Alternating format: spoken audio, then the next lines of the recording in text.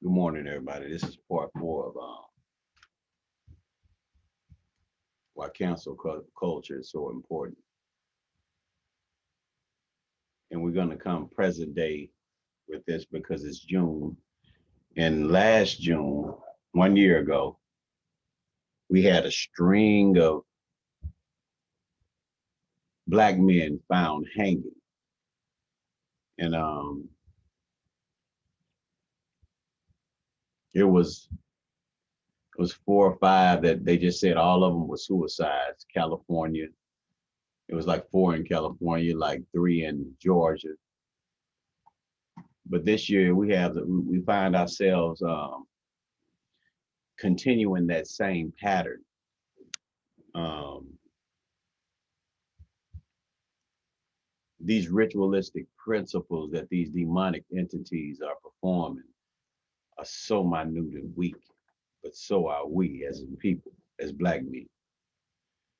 It comes a time when we have to say enough is enough. And our power is so strong that all we have to do is collectively rebuke the demon, collectively rebuke the demon. But I'm going to show you what I'm talking about.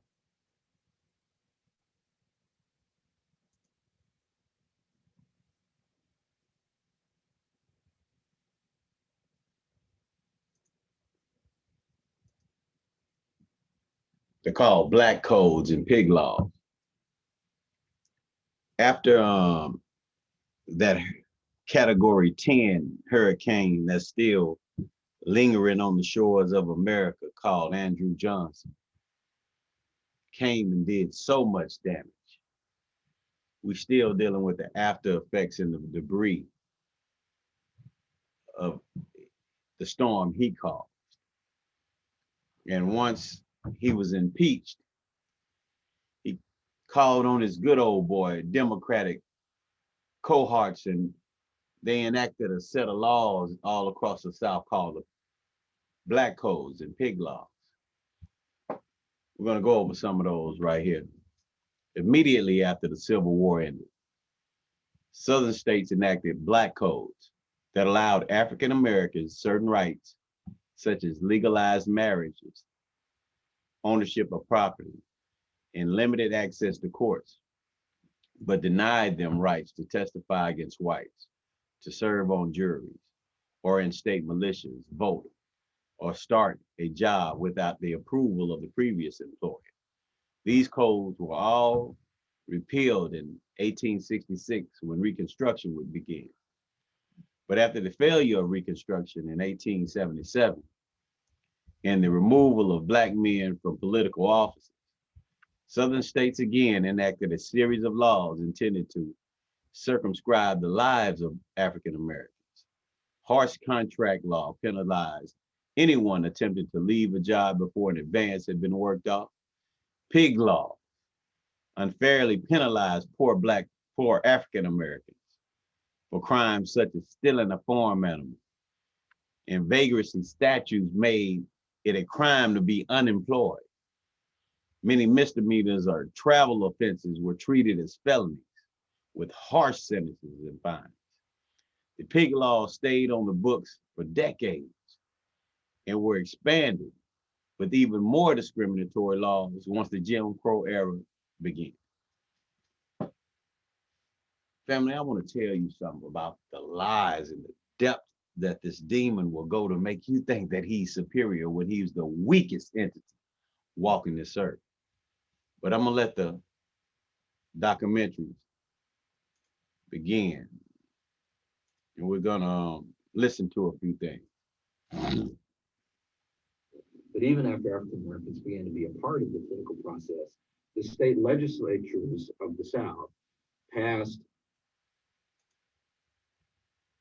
more and more and more restrictive measures, which were effectively designed to criminalize Black life, make it essentially impossible for any African American man who didn't live under the explicit protection of some white landowner to not be in violation of some law at almost all times. And the kinds of things we're talking about are absurd to modern ears, But it was a crime in the South for a farm worker to walk beside a railroad. It was a crime in the South to speak loudly in the company of white women. It was a crime to sell the products of your farm after dark, almost anywhere in the South. There were reasons, there were sort of odd logics behind almost all of these laws, and none of them said that they applied exclusively to African Americans. But overwhelmingly, they were only ever enforced against African Americans because the explicit intent, when I say the intent was explicit, uh, it was. In the Constitutional Convention of Alabama in 1901, when a new constitution was passed, which effectively ended all Black participation in political life, public life in Alabama. The discussions around the drafting of these laws were very open about the intention of to make it impossible for Black men to participate in mainstream American life in any meaningful way. But the most powerful, the most damaging of all of these laws were the vagrancy statutes, where in every southern state it became a crime, or you became a criminal if you could not prove at any given moment that you were employed. What white Southerners then discovered was that this was also an extraordinarily effective way of intimidating African Americans away from the new civil rights they had obtained as a result of the 13th Amendment and the end of the Civil War. These laws passed to force them back into labor also intimidated them away from the political process, or could be used to intimidate them away from the political process. And so by the end of the 19th century, on the basis of these two strategies of white Southerners, enormous populations of African Americans had been returned to a state of de facto slavery and had been effectively pushed completely, entirely out of the political process, and they would not return for 6 decades.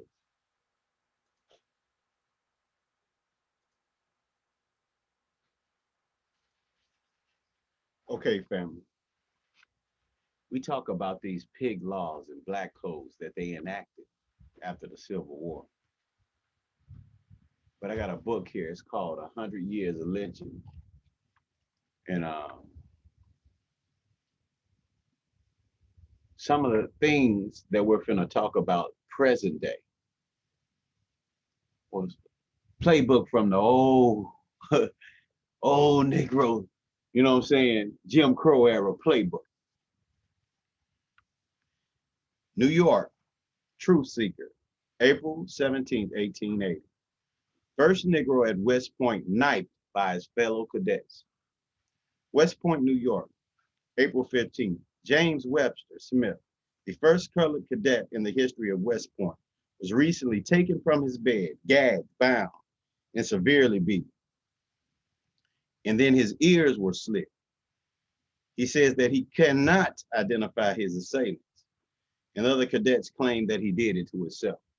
You remember that claim that he did it to himself. Chicago Tribune, November the 22nd, 1895.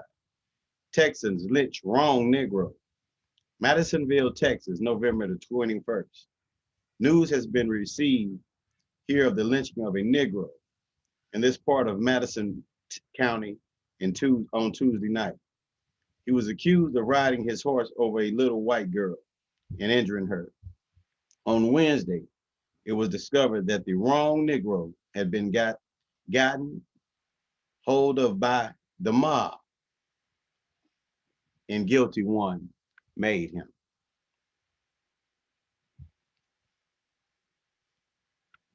It's always, we have a black guy in Arkansas that was executed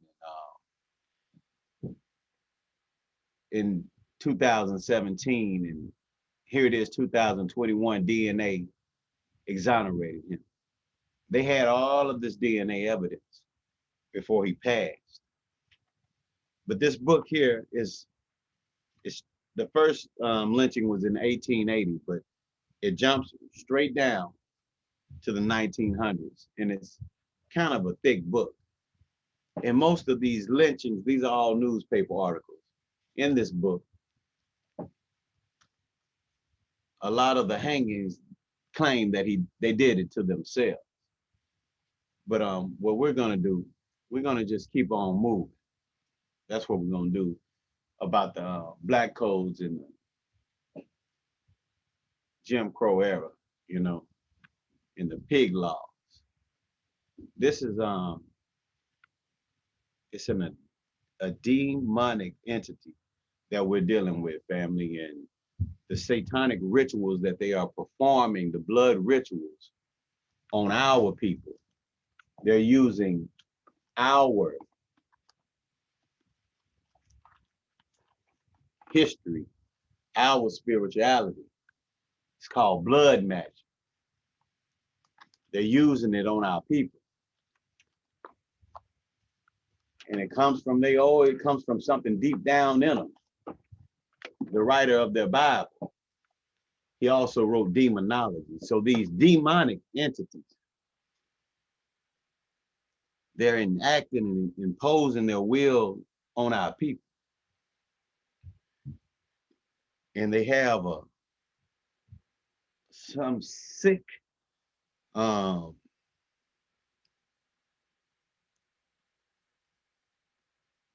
weird control over our minds that where we love them. I'm not a pain freak, family. You know, I don't like pain. But this is a 400-year pain of dealing with this demonic, nasty,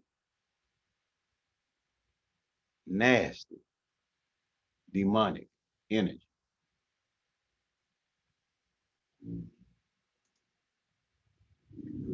Across the South after the Reconstruction period, state legislatures also focused on one of the most innovative solutions to the problem of Black freedom in this period.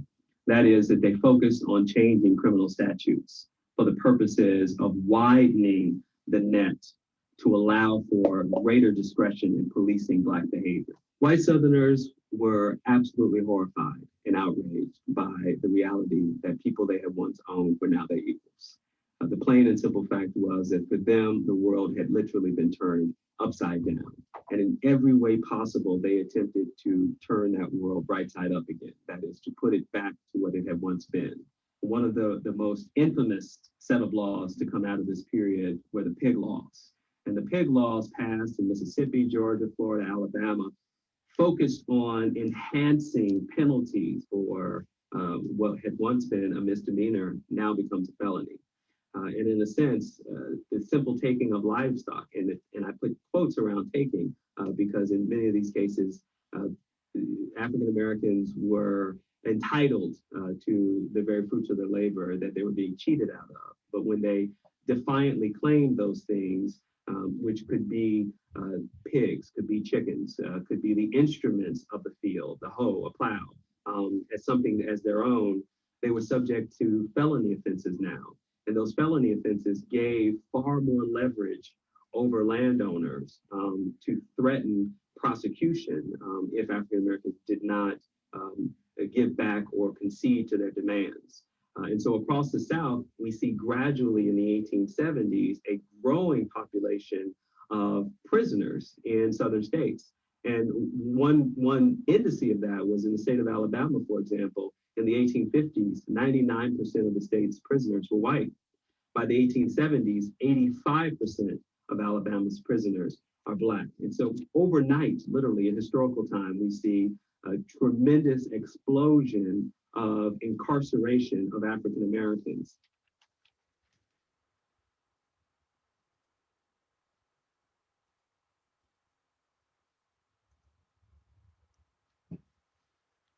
Okay, the era that they're speaking of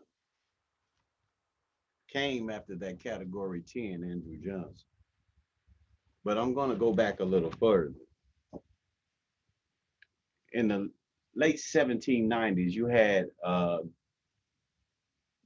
an fluctuation of white immigrants from Ireland, Britain, Europe,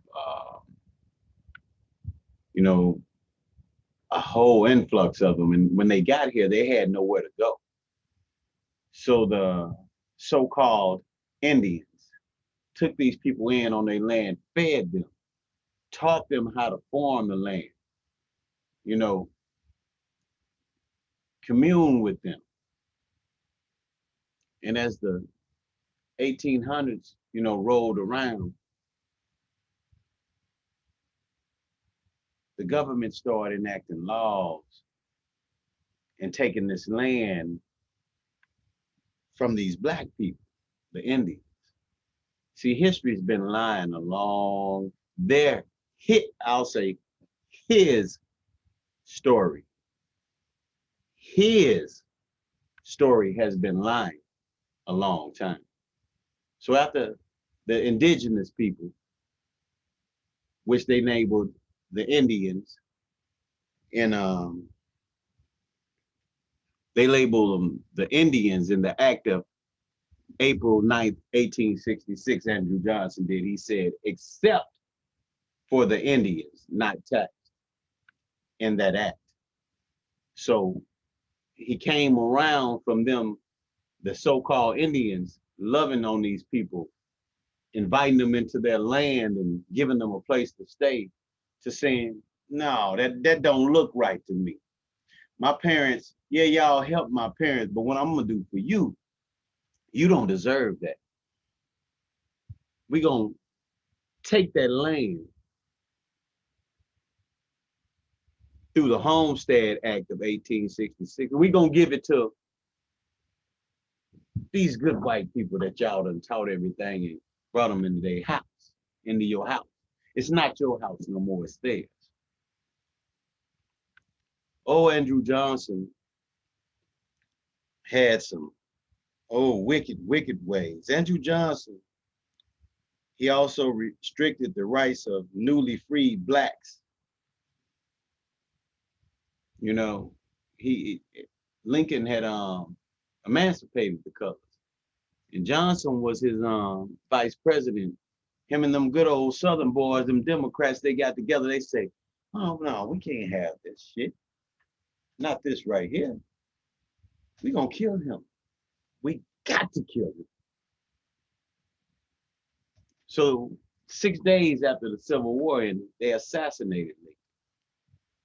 And Andrew Johnson got the storm, got the brewing. Got the brewing. Got the brewing. He caused so much havoc that the United States couldn't. We had already took these people land, took most of their land. We can't let the world know that we like this, that we've came over and done this. So we're gonna impeach him. And when they impeached him, he said, "Oh, I got something for you." He said, "I got something for you." He said, "I got some y'all." He felt the impeachment coming on. He said, they coming for me. He said, we got to do something. So as soon as he got in the office after they killed him, he said, we can get this old militia together. That's what they called it. The good old boys. No, the Proud Boys. We'll call them the Proud Boys. In December, Christmas Eve. Yeah, we got to do it on Christmas Eve. 1865. Good old boys, goddamn. And them Democrats went on and they founded the Ku Klux Klan. So after they got the Klan founded, they said, we got to get an old elite team to go out and do the murdering, the killing. So old New Year's rolled around, they created the night riders. The night riders. And they issued in these black codes and these pig laws. And boy, the good old boy network got the rope coming into this old Jim Crow era. Between emancipation in 1874, this is a period of a great deal of violence, uncertainty, and conflict in the South. There's no other way to describe it. We call it the Reconstruction era. But really, at a local level, this is all about conflicts over independence and equality between Blacks and whites. And the legal system plays an important role in this. The Black codes were taken from the old slave codes, and these were laws that were meant to apply solely to Black people. And they were laws that made it a crime, again, to be out after a certain hour, for possessing a weapon of any kind. Vagrancy was one. Let's say you had a skill as a slave. You wanted to be a barber, or you wanted to have your own shop, or even if a Black woman wanted to be a laundress, you had to have a permit. And you had to pay money to get that permit. And if you were operating without a permit, you could be arrested under the Black codes. These laws vary from state to state, but they all had the same purpose, which was to subject the free people to their own particular kinds of control. You have people being arrested on charges from the Black codes and put to work on the streets. And this is before the big convict leasing system emerges. These are all local laws. If you're arrested for vagrancy, if you're arrested for theft, if you're arrested for larceny, these are tried in local courts. These are not tried in federal courts. These are tried in local courts. There is actually very little that the federal government can do to intervene in these kinds of situations. But this was really a tool that was used to keep Blacks in fear and also to curtail their independence. It's very common in newspapers, local county newspapers, for the press to describe who's in the local jail. And they'll say 73 in the Dallas County Jail, all Negro.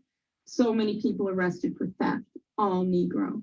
Now, these were meant to convey an idea that former slaves were inherently criminal.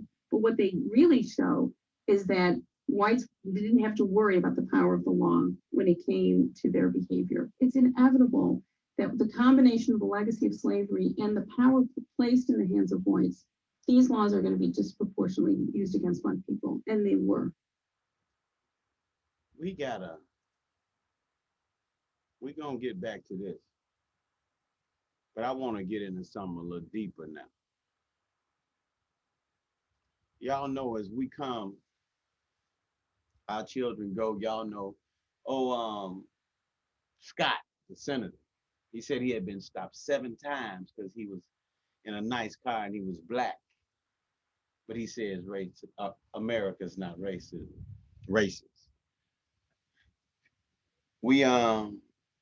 Our children endure some of those same things that the Black codes enacted. You ever been stopped and said it was for suspicion or they got a call?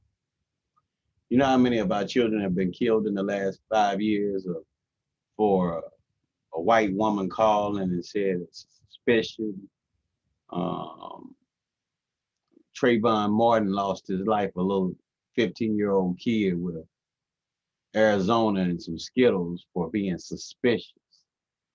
See, these are all Black code laws, these pig laws. But to the situation at hand, present day, within a year, it hasn't been a year yet because it's just now June. Last year, this time, so many Black people were found hanging. They all had been considered suicides in California and Georgia, different states, Carolina.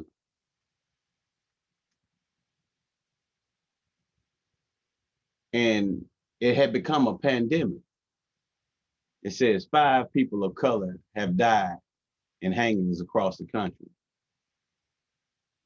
Authorities are investigating a sudden string of hangings involving Black and Hispanic Americans in 3 states as racial tensions continue to fester in the wake of George Floyd's death. The 5 separate incidents are also fueling fear. What did the Democrats do when old Andrew Johnson came ashore and enacted those Ku Klux Klans and let me speak because I'm so angry that I'm fumbling my words. Let me articulate myself in a better manner. As Andrew Johnson and his Democratic counterparts conspired to kill Lincoln and carried through on that conspiracy. Soon as he got into office on December the 24th, they founded the Ku Klux Klan. And out of that meeting, they said we got a few days to We need a special ops group, a special unit of elite race soldiers to go out and do the murder. So on New Year's, they enacted the night ride. And now these race soldiers are wearing their badges. Because some of these articles that we're going to get to, down in Georgia, the little black boy that was found rolled up in the mat, you had the FBI agents' sons were suspects in his murder. And I think one has finally came and turned itself in. And now we got a young black girl up in Massachusetts. And we're going to get to that article, but I'm going to finish this one right here. The 5 separate incidents are also fueling fear and suspicions about the possibility of lynchings. But officials have so far ruled every case a suicide. We're going to go back to this 100 years of lynching, straight out the playbook. The first case, the first Negro at West Point. It says he could not identify his assailants. The other cadets claimed that he did it to himself. That's an old playbook. Since May 31st, 4 men and a teenage boy have been found dead from hangings in 2 Southern California cities, Houston, New York.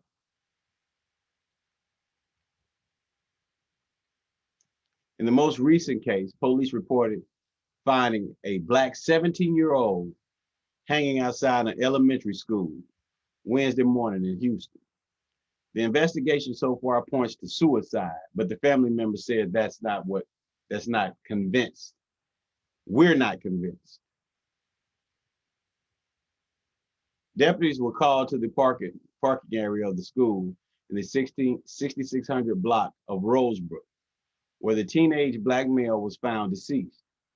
The Harris County Sheriff's Office confirms in a statement, based on the security video, witnesses, and other evidence, preliminary indications are the male hanged himself. 2 days earlier, Houston police found a Hispanic man hanging outside the store in the community of Shady Acres. In this case, officials said they also find no evidence of foul play. Authorities have not identified the man and are still awaiting autopsy results from the Harris County Institute of Forensic Science. U.S. Representative Sheila Jackson Lee told Fox 26 of Houston that she believes that there could be more to the story after an eerie pattern of recent suicides where black men were found hanging from trees. People are on the edge. They are nervous. This is troubling, a challenging time for us. It is shocking in our community, and no death in that form should be uninvestigated. So it will be my effort, since it occurred in the 18th Congressional District. So I will make sure it is investigated thoroughly, she said. Family, we can't keep going through this. But I'm gonna let you hear about Ma'Khia Bryant, young queen that was murdered in Massachusetts, I think a couple weeks ago, where the sheriff told her mama not to say nothing because they would find out that her daughter was gay. Oh, you can't say nothing because the people gonna find out your daughter gay. They find out your daughter gay.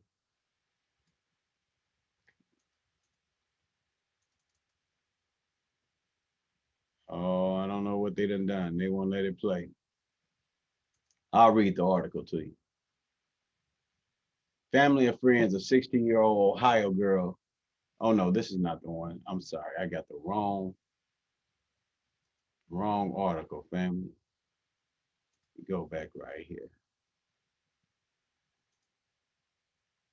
Give me 1 second.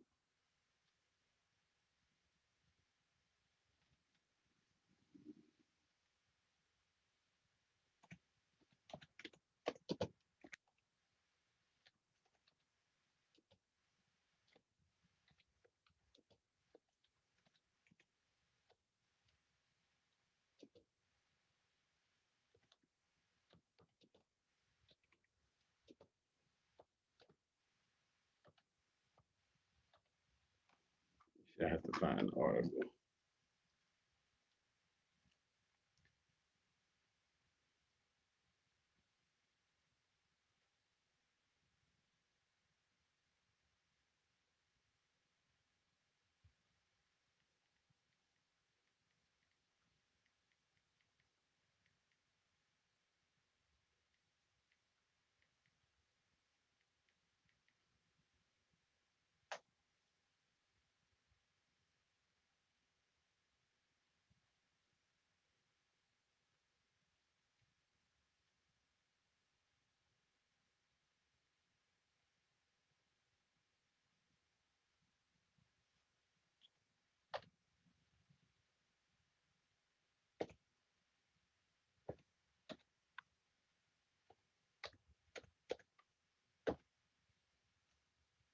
Here she go.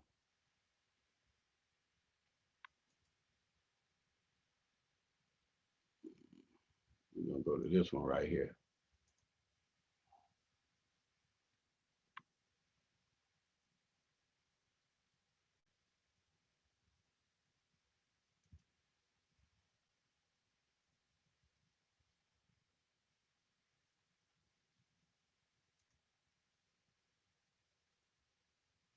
You see the title?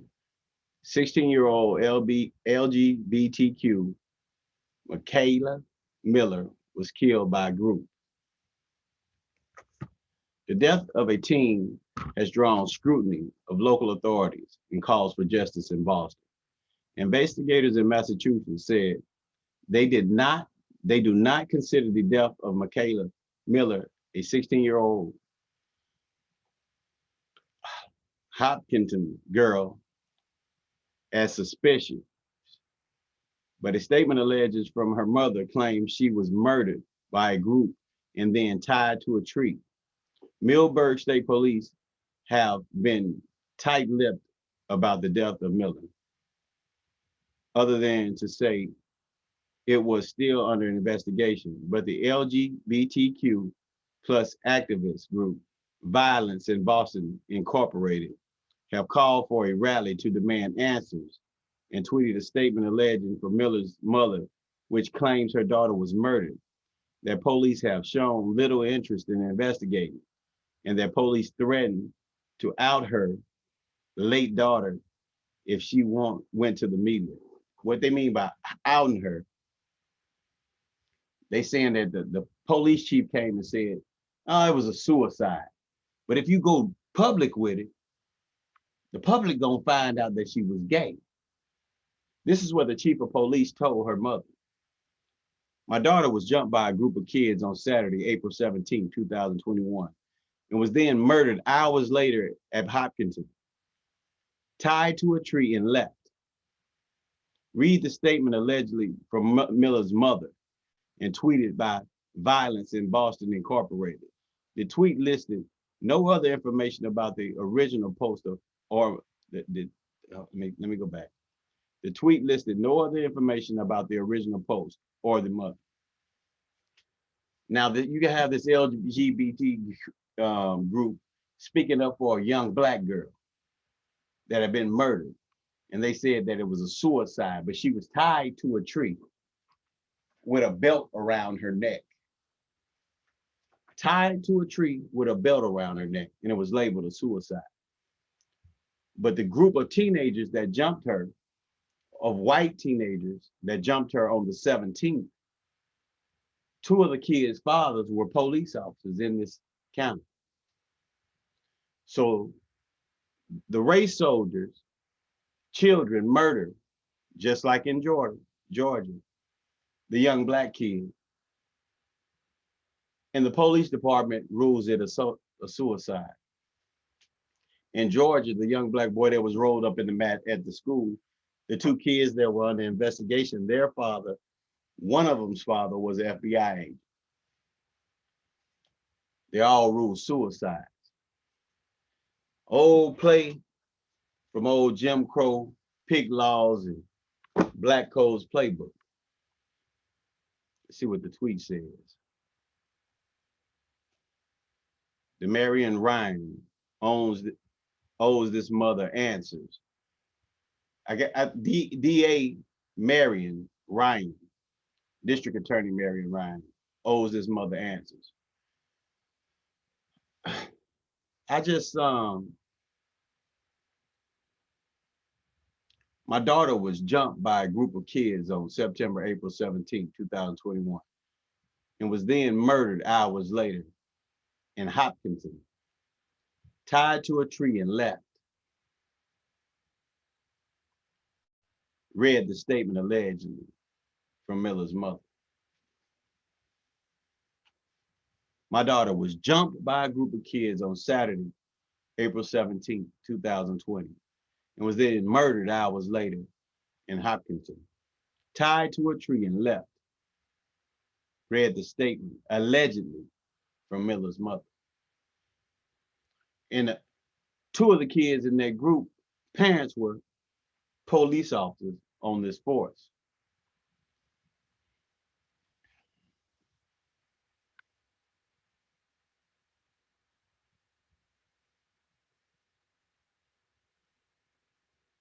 They say her mother was threatened.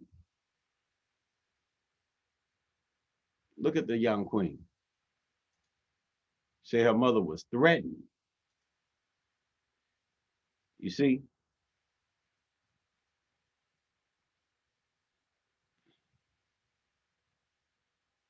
So this is where they found her. This is where they found the child. Tied to a tree with a belt around her neck. It's suicide. But hours earlier, they had jumped on her.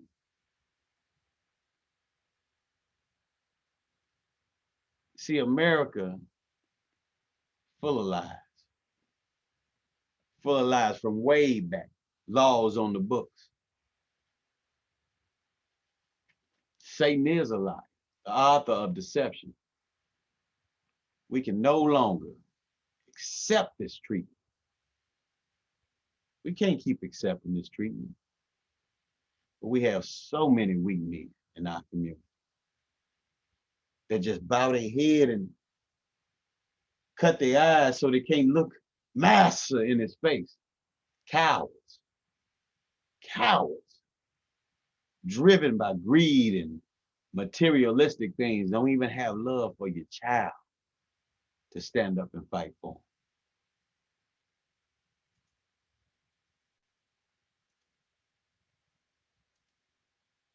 From almost the moment that slavery ended, white Southerners were trying to figure out how essentially to re-enslave Blacks or to get African Americans as close to slavery as they could.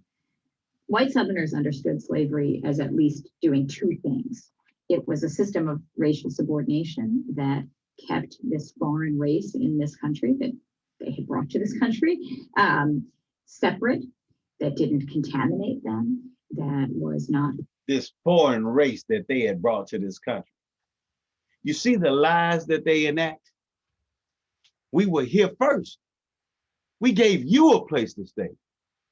And you stabbed us in our back and took our land. And then, I'm gonna let them finish. part of the political community.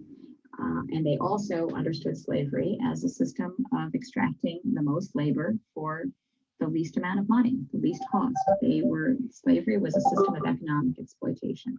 So when slavery ends, white Southerners try to find a way to create both the system of racial subordination and the system of economic exploitation. And the first way that they do that is through the Black Codes. Immediately, all the former states of the Confederacy passed these Black Codes, which are laws specifically for the regulation of former slaves and other African Americans. They make it a crime to own weapons. They make it a crime not to hold a job. They make it a crime to move about the country. They make a whole series of crimes in order to assert control over African Americans. Anything from the simple fact of attempting to find employment could be labeled vagrancy. That is, one leaving a job in pursuit of another job was illegal. Apprentice laws were passed that allowed for white Southerners to take the labor of young African Americans who were deemed neglected or orphaned by their parents, giving tremendous discretion to white Southerners in claiming the bodies of young Black people. Laws against interracial marriage were tightened up and stiffened in terms of the penalties to prohibit that age-old taboo of Black men and white women finding consensual relationships across the color line. Laws against handgun ownership. So of course, the Second Amendment, which now African Americans in the wake of the Reconstruction Amendments had access to, were now taken away from them. Laws also prohibited whites from so-called enticing African Americans to new employment opportunities. So these enticement laws were designed to criminalize white plantation owners or factory owners who made deals with Black people to leave their current employment.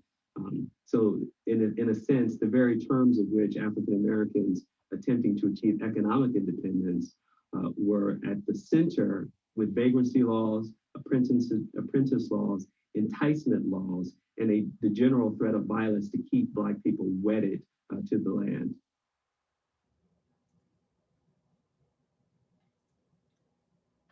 We dealing with these laws to this day, family. To this day. You understand me? Today, we dealing with these laws. I'm speaking of today. In Michigan, Pontiac, Michigan, you had a judge take a child from her family for not doing homework assignments in an online class and put her in a detention center into the system.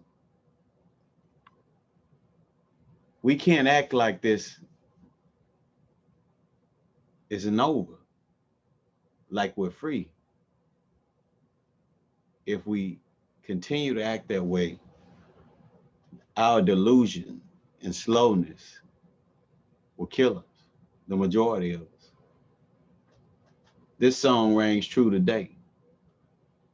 Same one Sam Cooke wrote back in the day.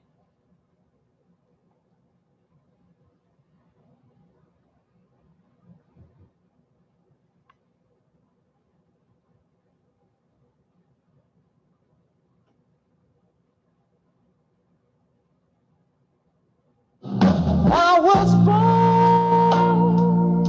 by the river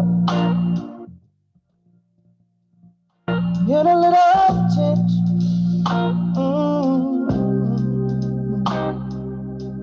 Like the river I've been running ever since. It's been a long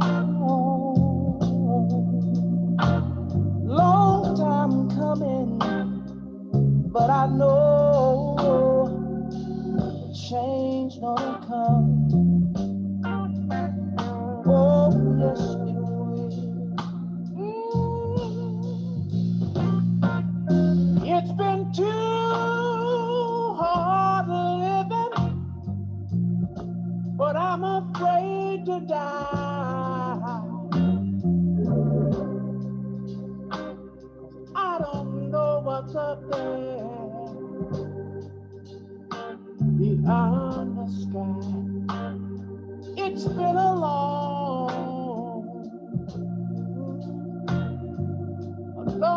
time coming, I know a change gonna come.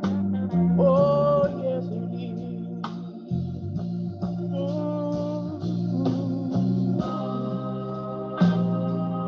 Then I go to my brother.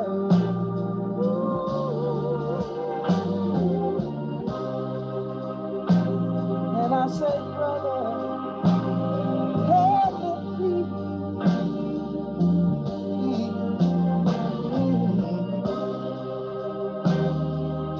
But he wound up knocking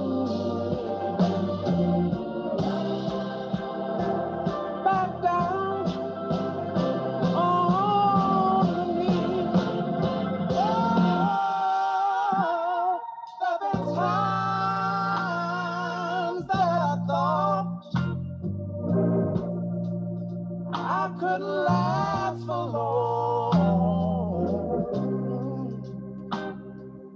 Now I think I'm able, Father, to carry on. And it's been a long time coming, but I know change gonna come. Oh, yes it is, yes it is, yes it is. Say I know that a change is gonna come one day. I know a change gonna come.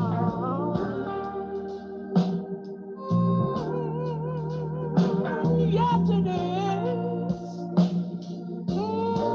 I know. So life can be hard. Oh yeah. And times can get rough. But still I know. Still I know a change gonna come. Oh, oh, oh, oh,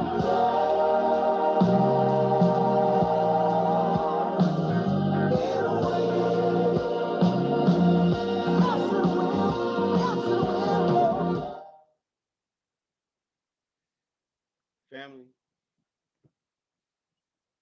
this is what we're talking about. The black codes. Remember in the little documentary earlier when the brother said they would take the orphans, the juveniles, and claim them and use to do with them whatever they may. Still here today. Judge declines to release girl 15 held for skipping online schoolwork. Michigan teenager has been in juvenile detention facility since May after she violated her probation terms by skipping her school's remote learning coursework. A judge on Monday denied a motion to release a Michigan teenager who has been held at the juvenile detention facility since May for not completing her online coursework. The latest development in the case that has raised a national outcry. Judge Mary Ellen Brunnan of the Oakland County Circuit Court ruled that the teenager who violated the terms of her probation by skipping coursework when her school switched to remote learning because of the coronavirus pandemic should remain at the juvenile facility. The judge said the decision was intended for the girl's own good.